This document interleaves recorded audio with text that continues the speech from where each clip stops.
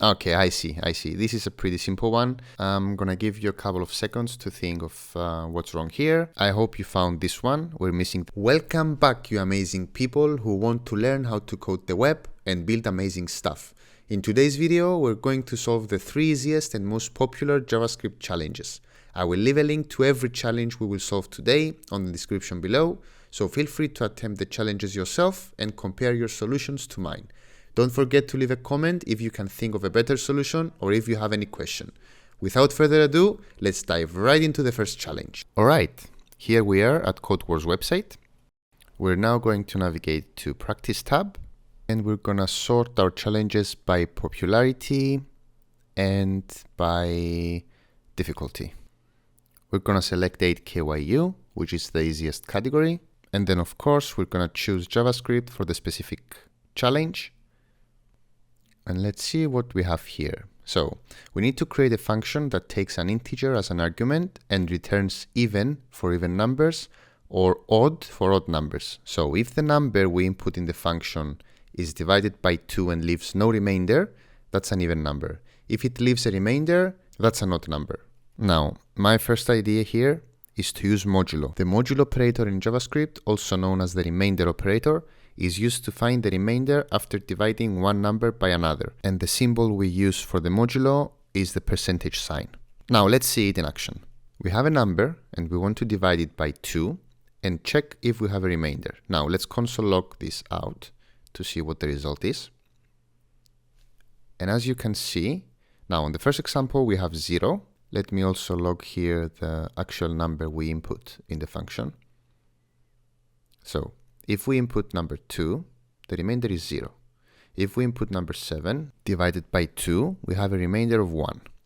If we input number 42 minus 42, we have a remainder of 0 because minus 42 divided by 2 equals 21. Now, let's get rid of this number from here and let's make our check. Let's make a ternary here that will say if number is divided by 2 and leaves a remainder of 0, that means that we want to console log even. If it's not equal to 0, then we want to console log odd. Let's see. Yeah, even, odd. Yeah, let me actually display the number as well, the input number.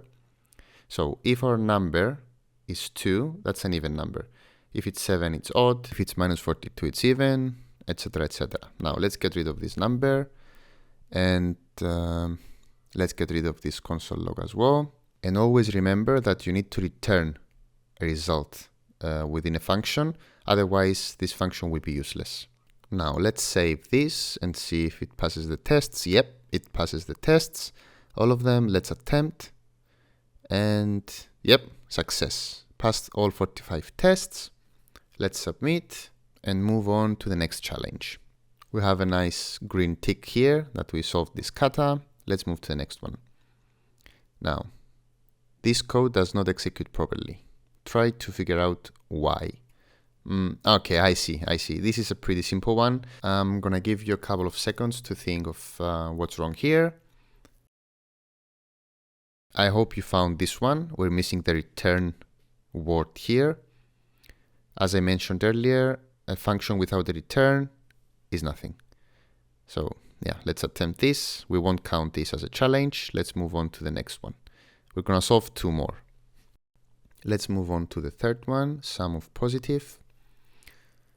Okay, so you get an array of numbers. Return the sum of all of the positive ones. Example 1, minus 4, 7, 12. Okay, if there is nothing to sum, the sum is default to 0. So we need to get rid of this minus 4 and add the rest of the items in the array. Now, my approach here would be to use the JavaScript map function and iterate each of the item within the array.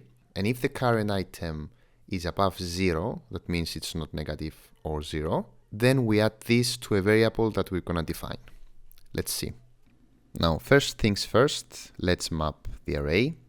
Map normally takes 2 arguments, item and IDX. I will show you later what IDX does. Now, the item will be the current item within the array. Let's console log the current item. Here it is. Let's also log the array, just so you have a reference. So within the array, we have 1, 2, 3, 4, 5. And if we map them, you can see them 1, 2, 3, 4, 5. Now, let's comment out this one. And let's get rid of this console log as well. Now, let's check that our item is greater than 0. And if it is, we're going to create a ternary here. And we're also going to define our variable. Let's create a variable. Let's call it array sum, which is going to be equal to 0. And then if our item is greater than 0, then we're going to add our number to the array sum. Otherwise, we're going to keep the value as is. Now, let's console log the result to see what the number is. And we get the number 15, which is correct. Now, the reason we get undefined is because, as we mentioned earlier, a function with no return is useless. Let's submit, and we passed all the tests. Let's get rid of this comment. And now this IDX, this is the index parameter, which is optional, and it represents the index number of the item the computer is currently processing. In more advanced examples, this can be used to give an identity to the elements in the list, so we know which elements are added, deleted, or edited. In this exercise, we won't need it, so I'm just going to delete it, and let's attempt the test. Yeah, we passed all tests. Now let's submit. Perfect. Let's move on to the last one.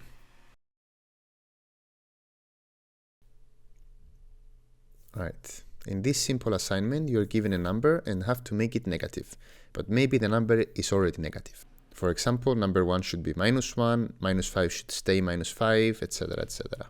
The number can be negative already, in which case no change is required.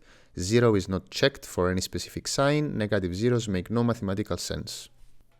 All right, let's get rid of this comment and let's start. Now, the first thing we need to do is to check that the number we input in the function is greater than 0, which means it's not negative. It is a positive number. And then we create a ternary that will return the number, and we subtract from that number twice itself.